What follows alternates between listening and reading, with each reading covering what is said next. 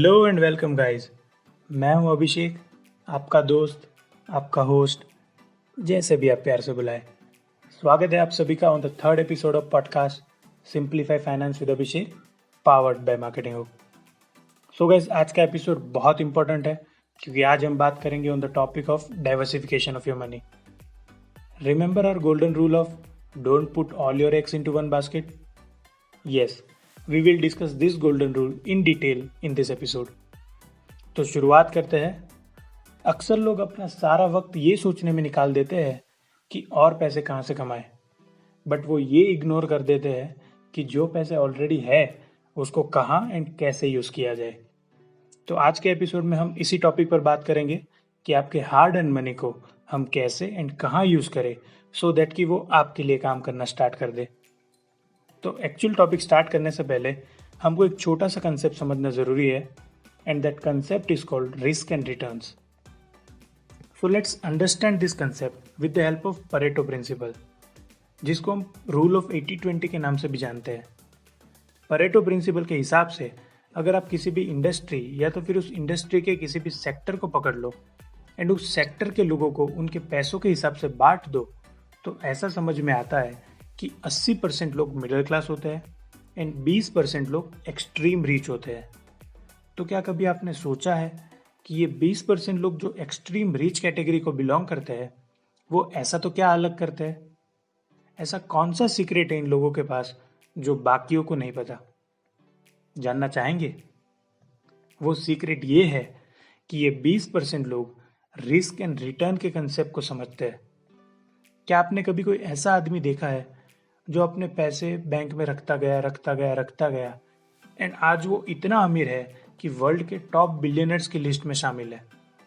नहीं सर, हमेशा हम सबको ये सिखाया जाता है कि हमारा बैंक बैलेंस एकदम स्ट्रांग होना चाहिए। तो हम सब बेचारे लोग क्या करते हैं, रात दिन मेहनत करते, पैसा कमा के, पैसा बचा के उन सारे पैसों को हम बैंक में रख देते हैं। बस यही डिफरेंस है मिडिल क्लास एंड रिच लोगों के बीच में, बिकॉज हम रिस्क नहीं लेते एंड इसी वजह से हम मिडिल क्लास ही रह जाते हैं। अब ध्यान से समझिएगा इस बात को। बैंक जो है वो सेफ एसेट क्लास में आता है। वो आपको एनुअली 6% का इंटरेस्ट देता है, विच मीन्स अगर आप 100 रुपये की सेविंग्स करके बैंक में रखते हैं तो at the end of 1 year bank आपको 6% के इंटरेस्ट के हिसाब से उस 100 रुपये का 106 रुपये करके देगा। But what about the inflation? Yes, अब तो आपको पता ही होगा because I have already covered this topic in the first episode of podcast. तो जिन लोगों ने मिस किया है, बहुत गलत बात है, जल्दी से जाकर देखिएगा उस एपिसोड को, बिकॉज यही तो मेन रीज़न है इस पॉडकास्ट का। जो छोटी छोटी बातें हम इग्नोर कर देते हैं, अगर हम उन सारी बातों को ब्रॉड पर्सपेक्टिव से और काफ़ी डीपली सोच के एनालाइज करें तो हम काफ़ी पैसे तो वहीं से कमा सकते हैं। तो बैंक आपको 1 साल के बाद 100 रुपये का 106 रुपये करके देगा, बट इन्फ्लेशन के कारण 100 रुपये की चीज़ ऑलरेडी 104 रुपये की हो चुकी है, सो कोई खास फर्क नहीं पड़ेगा आपको। तो हमको ऐसे एसेट क्लास में इन्वेस्ट करना है जहां हमको महंगाई से काफ़ी कोसों दूर का रिटर्न मिले। तो अब हम बात करते हैं on the actual topic of diversification of your money. Well, diversification simply means आपके पैसों को अलग अलग सोर्सेज में इन्वेस्ट करना, सो दैट कि कल को किसी एक सोर्स का परफॉर्मेंस डाउन हो जाए because of XYZ reason, then हमारे बाकी के सोर्सेज उस लॉस को कवर कर पाए। This is called hedging your risk.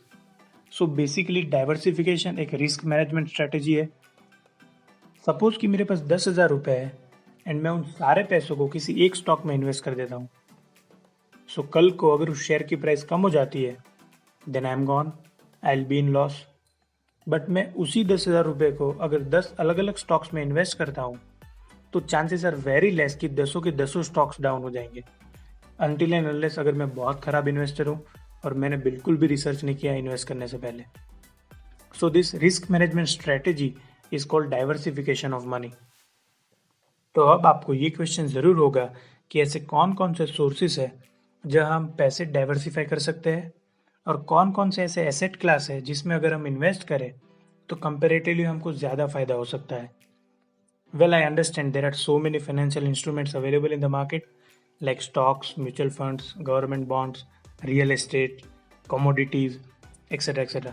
ये सारे जो भी एसेट क्लास है इनमें हमें सिर्फ रिस्क एंड रिटर्न का कंसेप्ट ध्यान में रखना है।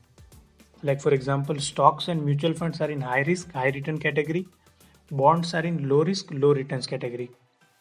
ये आपकी रिस्क टेकिंग कैपेबिलिटी के ऊपर डिपेंड करता है कि आप कहाँ इन्वेस्ट कर सकते हैं। And also there are so many other instruments like derivatives, but वो ज़्यादा टेक्निकल है तो हम उन चीज़ों में डिटेल में नहीं जाएंगे।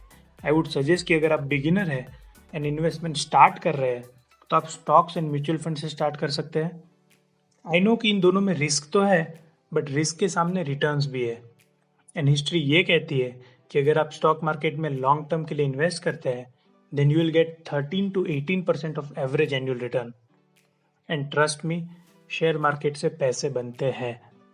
आई नो कि ये थोड़ा ऑकवर्ड साउंड करेगा काफ़ी लोगों के लिए, बिकॉज शेयर मार्केट नाम सुनते ही लोग अक्सर ये रिप्लाई करते हैं कि भाई इसका पैसा तो गया, ये तो डूबेगा। बट डोंट वरी, ऐसा कुछ नहीं होता। अगर सही से रिसर्च करके एंड कंपनी के फाइनेंशियल स्टेटमेंट्स को अच्छे से स्टडी करके लॉन्ग टर्म पर्सपेक्टिव से इन्वेस्ट किया जाए तो आपको ज़रूर फायदा होता है। Now let me guide you on how to allocate your money into this two resources. अगर आप एग्रेसिव इन्वेस्टर हो and you are willing to take high risk because आपके ऊपर ज़्यादा रिस्पॉन्सिबिलिटीज़ नहीं है, आपके ऊपर किसी की डिपेंडेबिलिटी नहीं है, then what you can do is आप 70% स्टॉक्स में इन्वेस्ट करिए एंड 30% म्यूचुअल फंड्स में इन्वेस्ट करिए। एंड इफ अगर आप डर रहे हैं and you are not willing to take high risk then आप सेफ प्ले भी कर सकते हैं, like 50% in stocks and 50% in mutual funds. By this way if you diversify your money with proper research then मैं आपको surely बोल सकता हूँ कि लॉन्ग टर्म में आपको ज़रूर फायदा होगा। सो उम्मीद करता हूँ कि आपको आज का एपिसोड काफ़ी पसंद आया होगा। मिलते हैं अगले एपिसोड में। Till then, see you guys, stay tune for more episodes and don't forget to tune in to #note कर लीजिए।